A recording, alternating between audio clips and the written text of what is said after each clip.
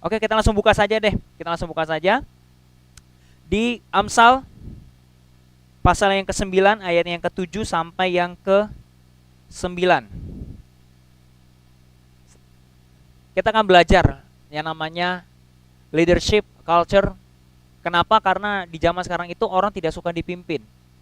Zaman sekarang itu, apalagi kalau teman-teman semua belajar di sekolah atau di kampus atau di kantor, kita pasti nggak suka ada beberapa orang yang menonjol di area tertentu. Karena generasi sekarang itu lebih sulit untuk kita percaya kepada orang lain. Makanya kita perlu belajar leadership culture, kepimpinan. Karena kalau kita pengen jadi pemimpin, kita mau harus dipimpin. Jadi sekarang saya akan ajarkan ke teman-teman semua sini adalah sebagai leader semua. Saya anggap semua teman-teman sini adalah leader, dan sekarang kita akan belajar bagaimana mengelola SDM muda. Muda itu maksudnya anak-anak muda, karena SDM muda itu sangat-sangat penting di era sekarang. Apalagi Pak Presiden kita mengatakan tahun 2030 akan terjadinya demografi, yang artinya banyak sekali anak-anak muda di era itu. Tapi itu bisa menjadi nilai plus negara kita, bisa jadi nilai minus kita. Kenapa? Kalau nilai minusnya adalah kalau anak-anak mudanya pengangguran semua, atau dia tidak bisa dipakai Tuhan, khususnya dalam gereja Tuhan, maka akan sia-sia semuanya. Dan karena di gereja tidak bisa bertumbuh, di masyarakat juga nggak bisa. Jadi kasihan. Makanya kita belajar dulu. Jadi saya anggap semua teman-teman di sini adalah sebagai leader semua, dan nanti teman-teman akan mengembalakan atau memimpin orang lain. Kita baca dulu di ayatnya yang ke-7 ya. Siapa mendidik seseorang pencemooh, mendatangkan cemooh kepada dirinya sendiri, dan siapa mengecam orang fasik mendapat cela. Coba kalau kita perhatikan baik-baik. Siapa mendidik seorang pencemooh, mendatangkan cemooh kepada dirinya sendiri. Mungkin kita perlu tahu, khususnya di kitab Amsal. Amsal itu yang nulis itu siapa? Itu Salomo. Salomo adalah raja yang paling pintar dan paling kaya.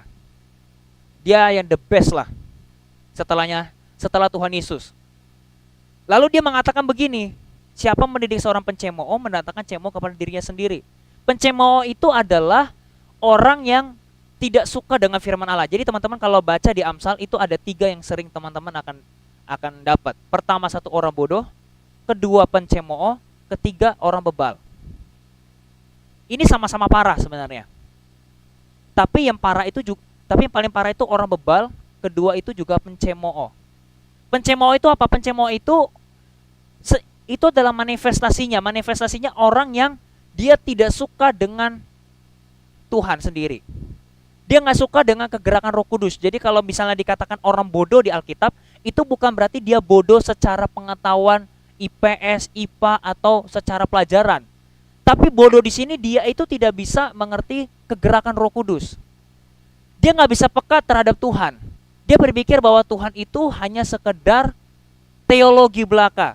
Tuhan itu hanya sekedar di Alkitab, hanya sekedar agamawi. Pencemooh sudah naik levelnya lagi. Pencemooh itu adalah orang yang sudah tidak mau dengar kata-kata orang. Kalau misalnya di era sekarang gitu, kalau teman-teman nanti nongkrong sama orang atau apa, kita ngomongin Yesus sedikit deh, pasti ada beberapa yang nggak suka. Malah cenderungnya itu dia ngata-ngatain kita. Dibilangnya kita itu kristenisasi, dibilangnya kita itu nanti orangnya terlalu suci, terlalu agamis banget. Pencemooh itu seperti itu. Apalagi disebutnya orang fasik.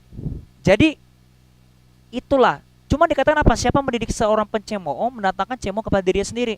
Siapa yang mendidik? Teman-teman kalau tahu arti mendidik di Alkitab, itu artinya dia itu sedang di dalam asuhan Tuhan sendiri. Jadi kayak seperti teman-teman sekarang ini sedang dididik artinya. Tapi di sini dikatakan kalau kita mendidik seorang pencemooh, maka akan mendatang cemoohnya itu kepada diri kita sendiri, artinya rugi. Siapa bilang sih setiap orang itu bisa diajarin? Gak semua bisa. Makanya kita sebagai pemimpin jangan sampai kita salah memimpin orang. Kita bisa mengasihi semua orang. Tuhan ajarkan kita kasihilah sesamamu. Tuhan mengajarkan kita harus mengasihi. Itu pun mengasihinya tidak semuanya itu harus 100%, itu nggak mungkin. Kita nggak bisa mengasihi orang itu dengan 100%. Apalagi dalam hal memimpin. Kalau kamu dipimpin Tuhan, tergantung hatimu itu bagaimana. Dan kalau kamu sebagai pemimpin, misalnya ada teman partner kerja atau mungkin bawahan kamu, kalau dia terlalu susah untuk diajarin, lebih baik nggak usah ajarin dia. Karena Alkitab sendiri akan mengatakan apa? Siapa mendidik seorang pencemooh, mendatangkan cemooh kepada dirinya sendiri. Artinya gini, kalau kalian sudah tahu ini orang susah diajarin, kalau kalian terus ajarin, lama-lama dia akan menganggap bahwa kita itu memerlukan dia, padahal sebenarnya kebalik. Dia akan merasa bahwa lu yang perlu gua, bukan gua yang perlu lu. Ini terjadi di dalam dunia kerja. Misalnya apa? Orang kalau kerja cuma hanya sekedar gaji. Sekedar apa? Gaji. Cuma apa? Dikasih gaji. Yang penting gua dapat digaji, gua lakukan aja, habis itu udah selesai. Yang kayak gini itu udah sulit untuk diajari. Pencemooh itu yang suka ngata-ngatain dari belakang, misalnya bosnya dikata-katain dari belakang, lu tau gak sih bos gua tuh, aduh bos gua, apalagi mungkin sesama partner kerjamu. Seorang pencemooh, jangan kita sampai salah memimpin orang. Kalau orang itu sudah tidak bisa dipimpin, saran saya, gak usah teman-teman terlalu banyak ngomong sama dia.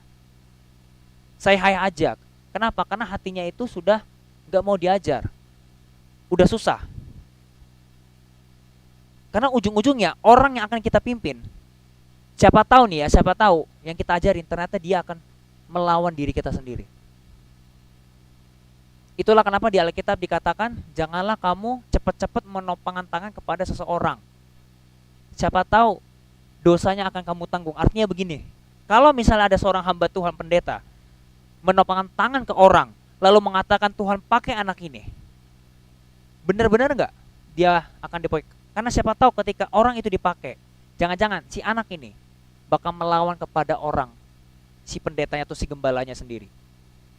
Itu bisa kejadian, makanya banyak juga kan gereja yang ada pecah, khususnya anak-anak mudanya.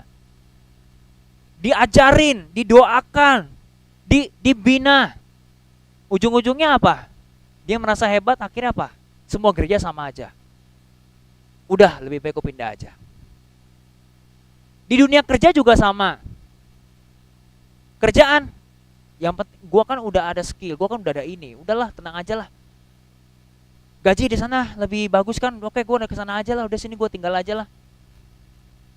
Tanpa permisi, tiba-tiba ninggalin aja. Bosnya begitu aja.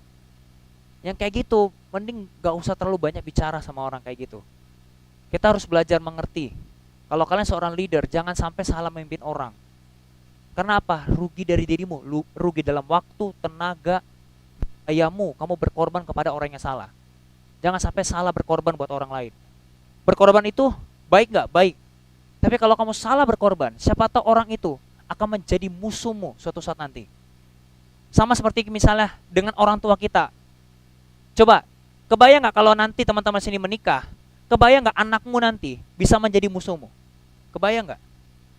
Karena banyak kan, anak bisa bunuh papa, anak bisa tuntut ibunya di sidang kan?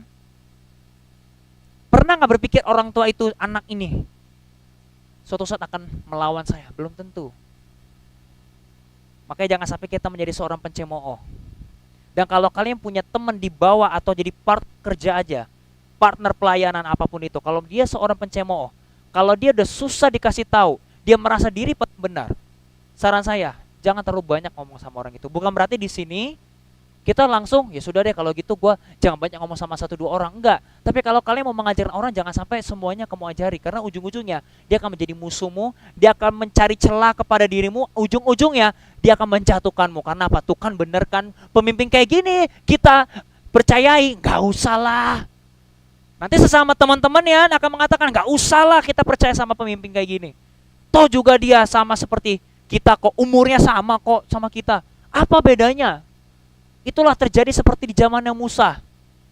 Musa itu punya kokoh namanya Harun. Secara sistem kerajaan sorga, Musa dan Harun, Musa itu lebih tinggi daripada Harun, sekalipun Harun itu kokohnya. Tapi coba kalau teman-teman baca di Alkitab itu, Harun bilangnya apa sama Miriam? Buat apa kita percaya Musa? Toh juga Musa itu adikmu itu loh. Kok dia bisa-bisa nyuruh kamu? Kamu kan kokohnya.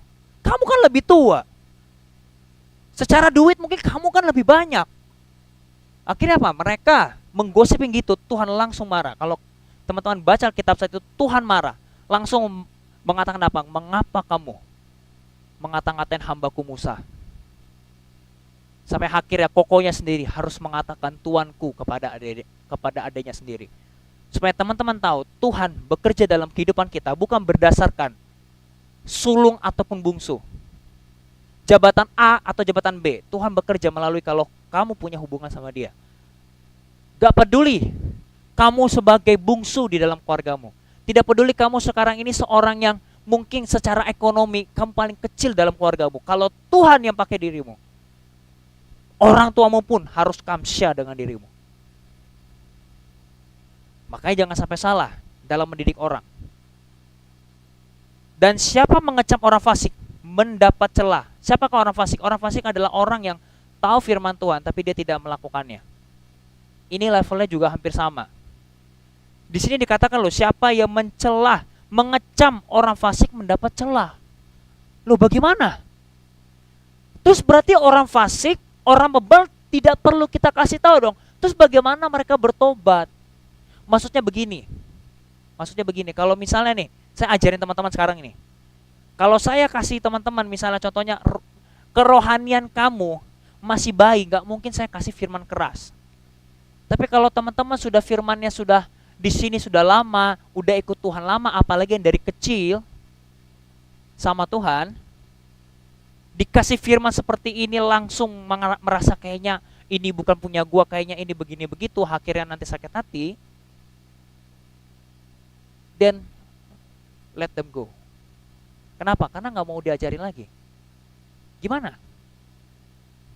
Kadang-kadang kita sebagai pemimpin juga jangan sampai kita merasa bersalah. Misalnya kalau teman-teman punya partner kerja atau apapun itu, dalam pelayanan lah misalnya, merasa bersalah, aduh kenapa dia nggak dekat sama gue ya? Kenapa nggak dia begini ya? Kenapa kita? Kadang-kadang kita bisa merasa bersalah. Tapi coba cek dalam dirimu sendiri lewat hadirat Tuhan. Apakah kamu sudah melakukan terbaik untuk orang itu? Kalau kamu sudah melakukan terbaik untuk orang itu, jangan merasa bersalah. Kenapa? Orang itu yang harus berubah, bukan kamu. Pemimpin itu harus begitu. Kita tidak bisa menjadi pemimpin yang menyenangkan semua orang. Di gereja inilah, nggak mungkin saya bisa menyenangkan semua orang. Termasuk orang di sini nggak bisa. Kenapa? Ujung-ujungnya kita yang akan mendapat celah. Ujung-ujungnya nanti kita merasa bahwa kita itu orang yang insecure. Ujung-ujungnya kita merasa kalau kita itu seperti tidak dianggap sebagai pemimpin. No, jangan kayak gitu. Makanya kalau kita pengen kasih nasihat ke orang, jangan semua kita nasihati, karena gak semua orang mau dinasihati. Misalnya ada orang tua, misalnya orang tua kita lah misalnya yang bukan orang Kristen, contohnya. Kalau orang tua kita belum percaya, terus kita pengen menasihati dia, bagaimana? Toh juga kamu masih dalam asuhannya, toh juga kamu masih minta-minta sama dia. Tapi kalau kamu punya kerjaan bagus, kamu malah membiayai mereka, kamu bisa menasihati. Bukan menasihati sebagai guru mereka, tapi sebagai anak. Kamu bisa kasih tahu sama mereka. Termasuk juga kalau mungkin di kalanganmu ada yang lebih tua daripadamu. Misal dalam dunia kerja, ternyata di bawahmu itu orang yang lebih tua daripadamu. Sekalipun dia lebih tua daripadamu, ingatlah, kamu itu pemimpin di situ. Kamu leader di situ, kamu harus take sebagai pemimpin. Jangan berpikir kalau dia kan lebih tua dari saya, dia kan lebih ini, dia kan lebih power daripada saya. Nggak bisa begitu. Termasuk di my group. Sekalipun contohnya di my group ya, kalau kamu di sini masih sekolah, saya percayakan, baik itu masih sekolah, baik itu apa, tiba-tiba datanglah di sini orang yang S3 teologi, sekalipun dia harus tunduk kepada dirimu. Kenapa? Karena urapan itu dikasihnya ke kamu, bukan kepada pendeta yang S3 teologi itu. Jadi jangan sampai kita salah mendidik. Mendidik itu artinya kamu pun perlu ditegur. Kadang-kadang seorang pencemooh ketika dia ditegur, dia sudah nggak mau. Dia paling antara dua. Si pencemooh itu antara dua. Pertama, dia akan melawan. Nggak bisa gini. Gua kan orangnya kan begini, bro. Gua kan udah dari dulu begini. Dia udah nggak bisa mau didengerin. Atau kedua, dia mengatakan iya, tapi dibaliknya dia nggak lakukan. Itu semua sama di hadapan Tuhan. Jadi jangan sampai kita salah. Ayatnya yang ke-8. Janganlah mengecam seorang pencemooh supaya engkau jangan dibencinya. Coba pikirkan baik-baik secara logika deh. Janganlah mengecam seorang pencemooh supaya engkau jangan dibencinya. Emang kenapa kalau kita dibenci sama si pencemooh? Nah, ini adalah faktanya. Faktanya adalah kadang-kadang orang yang lebih tinggi daripada kita itu bisa seorang pencemooh. Mungkinkah itu bos kita? Mungkinkah itu adalah kakak kita? Mungkinkah itu adalah senior kita di sekolah, di kampus, atau di tempat kerja? Dia bisa seorang sebagai pencemooh juga loh. Hati-hati. Kenapa nggak boleh benci? Karena siapa tahu ketika kamu benci kepada bosmu, kamu yang paling depan, ternyata teman-temanmu sendiri meninggalkanmu. Kenapa? Kamu menjadi kambing hitamnya. Akhirnya kamulah yang kena pecat, bukan temanmu yang lain. Padahal sebenarnya teman-temanmu lebih ganas kata-katanya daripada dirimu. Jangan kita sembarangan mengecam orang. Mengecam itu kita mengata-ngatain dia, menegur orang itu, menghina orang itu. Jangan sampai kita begitu. Kecamlah. Justru di sini dibilangnya apa? Kecamlah orang bijak, maka engkau akan dikasihnya. Coba lihat deh, aneh ya. Kenapa kita disuruh mengecam, mengkritik orang bijak? Kenapa ya? Kan udah orang bijak tuh. Begini, orang bijak itu tidak selalu bijak. Orang bijak itu pasti ada kesalahannya. Kalau kamu sebagai ahli dalam satu area, bukan berarti kamu tidak bisa ditegur. Jadi kalau kamu misalnya ditegur oleh seseorang di sini, baik itu pemimpin, baik itu orang bawahanmu, jangan merasa kamu itu tidak benci sama dia. Justru dia sayang pada dirimu. Dan ini juga sama, kalau kamu sebagai punya teman, baik itu partner atau apapun itu, kamu menegur dia dengan cara yang benar tentunya, orang itu akan ingat kepadamu seumur hidupnya. Kenapa? Karena kalau bukan karena kamu yang menegur orang itu supaya dia bisa berubah, dia mungkin akan sampai saat itu akan seperti itu, atau mungkin dia bisa jauh lebih dalam jatuhnya. Jangan sampai kita begitu. Kecamlah orang bijak, maka engkau akan dikasihnya. Kalau kamu, saya kasih contoh, kalau kamu menegur saya akan terima. Saya akan terima dulu. Artinya apa? Kalau kamu bisa mengkritik saya, it's okay. Kenapa? Karena saya juga manusia. Kalau misalnya nanti di dalam perjalanannya waktu belum berubah, belum apa, karena memang manusia, setiap kita ini ada bolongnya. Setiap kita itu ada salahnya. Jadi kalau kamu sudah bijak atau ahli dalam area tertentu, ketika kamu ditegur, jangan merasa kamu itu sudah paling hebat. Jangan merasa kita berpikir, ini bukan area lu bro. Ini bukan area lu. Mending lu jangan ngomongin deh. Misalnya mungkin kalau dalam sebagai contoh kayak saya bawa firman Tuhan begini. Kalau tiba-tiba misalnya di sini tegur saya. Misalnya Daniel. Misalnya tadi ngomong, "Yuk, gua apa ya? Khotbah lu tuh bosenin deh. Khotbah lu tuh kurang deh, khotbah lu kayak orang tua deh," misalnya begitu. Kalau saya orang yang bijak, saya pasti akan terima sarannya. Saya akan pasti terima dulu kritikannya. Kenapa? Lalu apa yang harus saya perbuat? Kita harus terima dulu. Dan jangan sampai kita langsung defend, langsung kayak merasa, lu kok mau ngajarin gua sih, Nil? Kok lu mau ngajarin gua? Lu emang lu pernah khotbah? Lu pernah khotbah? Jangan langsung kita merasa karena ini area kita, kita ahli di sini, kita merasa kita paling jago. Lalu kita nggak bisa ditegur. Orang kayak gitu, itu akan cepat jatuh. Cepat atau lambat, orang itu pasti akan jatuh. Karena apa? Dia nggak mau ditegur. Didikan itu nggak harus kita dari senior atau dari ketua. Didikan itu kadang-kadang dari bawahan kita sendiri, dari teman kita sendiri, dari partner kita sendiri, dari pacar kita sendiri kadang-kadang. Didikan itu. Makanya jangan sampai kita langsung menolak didikan. Apalagi sampai Alkitab mengatakan gini loh, hai anakku, janganlah menganggap enteng didikan Tuhan, didikan yang maha tinggi. Didikan maha tinggi itu lewat siapa? Lewat kayak gini. Lewat kayak gini.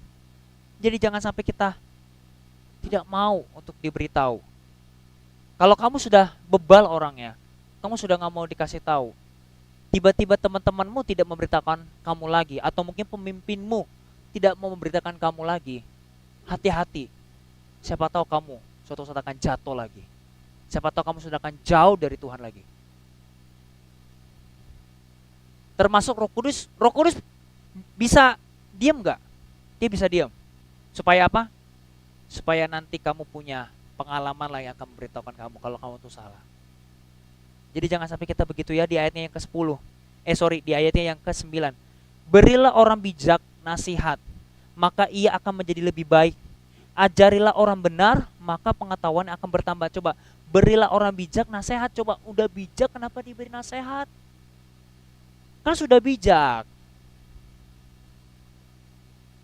Kalau kamu seorang pemimpin, kamu punya bawahanmu sudah kamu percayai misalnya. Misalnya contohnya dia sudah ahli dalam bidang itu, bukan berarti dia dilepaskan begitu saja. Bukan berarti kamu langsung membiarkan dia begitu saja. Kamu tetap harus pantau dia. Bijak di sini berarti dia sudah ahli di situ. Dia sudah bisa ahli dalam pengelolaannya. Misalnya kayak Bobby sudah tahu ini dan ini, dia lebih tahu daripada saya untuk mengurus ini dan itu. Tapi bukan berarti dia tidak bisa diajak bicara atau saya mau tegur dia juga saya masih bisa. Karena apa? Saya care dengan dia. Karena kalau tidak ada ditegur, akan jadi keras kepala. Karena firman Tuhan mengatakan begini, seorang hamba yang tidak pernah ditegur, dia akan jadi keras kepala. Dia akan jadi keras kepala. Termasuk juga kadang-kadang mungkin kita punya didikan dari orang tua. Kalau orang tua kita nggak pernah marahin kita, percayalah kamu akan jadi orang keras kepala. Maunya selalu menang. Pernah nggak lihat anak kecil yang kalau dia itu dicandain aja dia marah, tapi kalau dicandain dia langsung ngamuk? Pernah nggak tuh? Dikasih sebuah istilah, misalnya kamu begini ya, langsung nangis. Atau tidak diberikan sesuatu yang dia mau, dia langsung nangis. Mungkin kita masih berpikir, itu anak kecil, iya kan masih lucu dan sebagainya. Tapi tahu nggak, tidak bisa dipungkiri, orang tuanya jarang marahin dia kalau dia salah. Atau enggak dimarahin tapi tidak diberitahu kenapa dia dimarahin. Kenapa dia dimarahin?